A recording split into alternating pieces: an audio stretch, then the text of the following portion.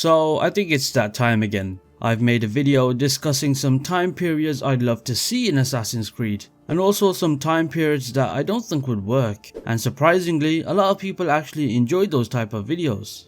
I saw so many comments from you guys that gave your own thoughts and discussed what time periods you'd like to see. So I thought, why not just make a second video on this topic, as there's an endless amount of time periods that could be considered pretty good for an Assassin's Creed game to go into. Oh, and real quick, I know for a fact that I'm gonna butcher some of the pronunciations of names in this video, so go easy on me in the comments below if I do. Anyway, these are a few time periods that I would like to see in Assassin's Creed. So without any fancy intro or wasting your time, let's just jump right into it.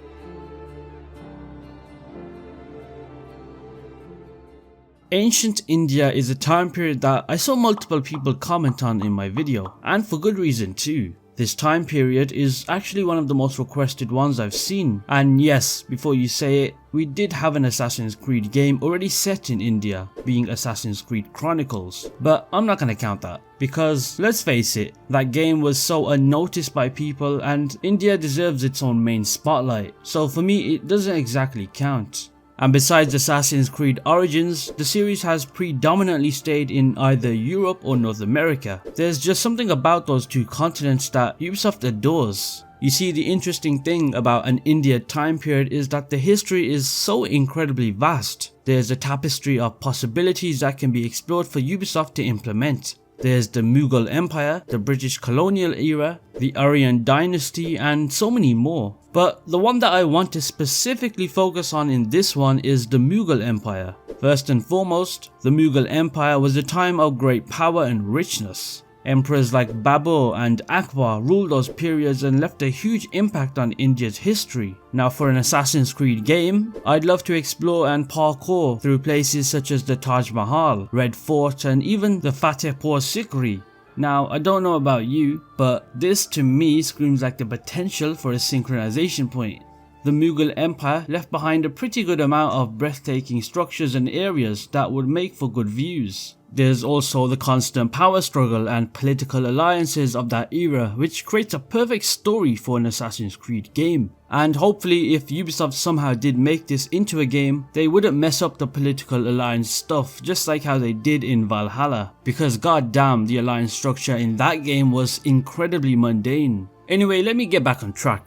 The Mughal era saw a lot of different battles and military campaigns that changed the course of Indian history. There's the famous Battle of Panipat, which could be inserted into an Assassin's Creed game, as it was the war that pretty much marked the beginning of the Mughal Empire. There's also the Mughals' conquest of Deccan during a specific time from 1550 to 1555, so 5 short years. Something pretty interesting happened with the Mughals. They got overthrown for a short while by the Afghans, who created their own empire called the Sur Empire. But here's the fascinating part. The Mughal Emperor Humayun joined forces with the Safavid monarch of Persia to take back control and restore the Mughal dynasty. Can you imagine playing an Assassin's Creed game that shows the story from both sides, where we'd get a chance at exploring two regions at once, being northern India and Persia? Now let me quickly go over some potential weapons for an Assassin's Creed game set in this era. There's the Khanda, which is a heavy sword that kind of looks like an umbrella to me.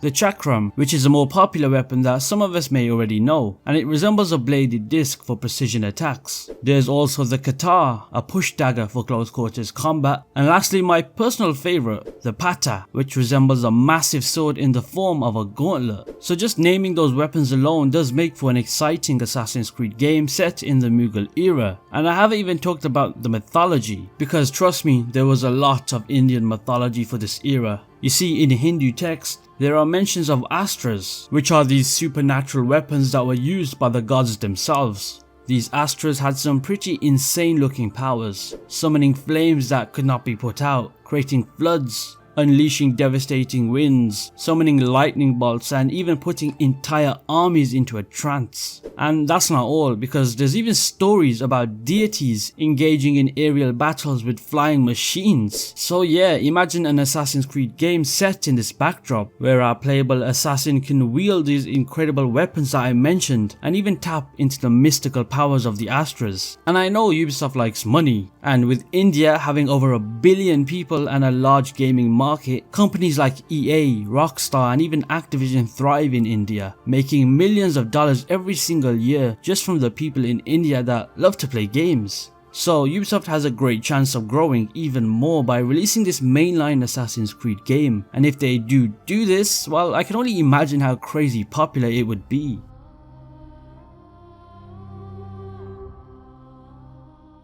In Assassin's Creed, we've experienced adventures that are set in Rome, or even during the time of the Roman Empire, but we have yet to witness a game that truly captures Rome in all of its beauty and at the pinnacle of its power. You see, for me, I think it's a missed opportunity by Ubisoft. We've had games set during the Renaissance like Assassin's Creed Brotherhood, and games that very briefly touch on the ancient Romans, just like in Assassin's Creed Origins. So if we're thinking logically, it would make sense to have a direct sequel to Origins that is set in Rome, especially considering the significant events that transpired there towards the end of the game. But it's a real bummer that we've actually never had a game that takes place in Rome or the ancient Roman Empire. Just imagine exploring Rome at its peak, witnessing its magnificent buildings and architecture. I know for me, I'd definitely fall in love with that game if it ever was a real thing. Just during the years 60 to 80 AD, there's just so much action packed into that little time frame. You've got the reign of Nero and also the downfall of Nero. You've got the notorious Great Fire of Rome and even the cataclysmic eruption of Vesuvius. All those happened during that very short time frame, and just from the events that I mentioned, I know for a fact that one of them at least would make a great Assassin's Creed game. There's just one issue though. You see, the start of the ancient Rome era was a long time ago, and I mean a long time ago. I'm talking before the events of Origins, which was the introduction of the Hidden Ones or the Assassins. So I do understand the argument of it being way too early, but surely there's a way, right? An Assassin's Creed game set during ancient Rome can also introduce some characters from other Assassin's Creed games, as some of them were actually alive during this time period. We'd maybe have the chance to explore the very origins of the Romulus layers that appear in Assassin's Creed Brotherhood. Maybe we could even stumble upon some hidden memory seals or notes left behind by Amunet, or as some people know her as Aya from Origins. And let's not forget that in the year 72, construction on the iconic Colosseum began, so that's an interesting aspect to think about. Even the timeline overlap between the Roman Republic and Bayek's tale in Origins offers some pretty exciting possibilities for engaging crossovers. The assassins set up bureaus in different places around the world, where they all had an impact on local and global events. They were even around during the fall of the Roman Empire, and for safety reasons they decided to withdraw from Britannia and the northern regions. So yet again, there's another aspect that Ubisoft can explore. And if I was to write a story on a potential Assassin's Creed game set in ancient Rome, I'd have it so we'd go back to when the Colosseum was fully operational and it was actually used for fighting. The story could begin with you as a gladiator engaged in some intense battles within the Colosseum, and in a moment of peril, an assassin comes to your rescue, leading you on a path to becoming an assassin yourself, and naturally the Romans would serve as the antagonistic Templars in this adventure. How does that sound?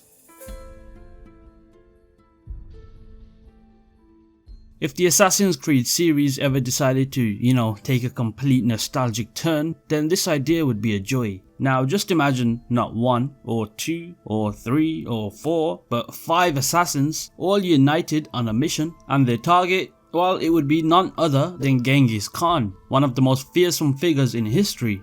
Now there's actually already some lore related to this in Assassin's Creed already. You see, the Mongols, they posed a significant threat to the assassins. They even launched an attack on Masyaf, which is the stronghold of the assassins. And to counter this threat, Altair, who we know from Assassin's Creed 1, alongside his son Darim, went on a daring mission to Mongolia to confront the Mongols directly. And during their time in Mongolia, Darim played a pivotal role in the struggle against the Mongols. It's even said that he delivered the final blow to Genghis Khan after Kualin Gal, who is a Mongolian assassin, shot Genghis Khan's horse from beneath him. Now if you paid any attention to Assassin's Creed 2, you'd know that the importance of this event is actually showcased by a statue of Kualin Gal in the sanctuary at Villa Auditore, serving as a reminder of the unique encounter between the Mongols and the assassins. So just from that lore itself, it's pretty clear that Ubisoft already has an opportunity laying right there, waiting to be explored in a mainline Assassin's Creed game. In fact, I actually made a video recently talking about how Assassin's Creed 1 needed a remake, and that Altair's character needed to be fleshed out more so we could explore different parts to his life to see how he got to where he was. This new Mongol Empire Assassin's Creed game has the ability to shed new light on Altair's growth and evolution as a character, exploring the experiences that shaped him into the influential figure that he became.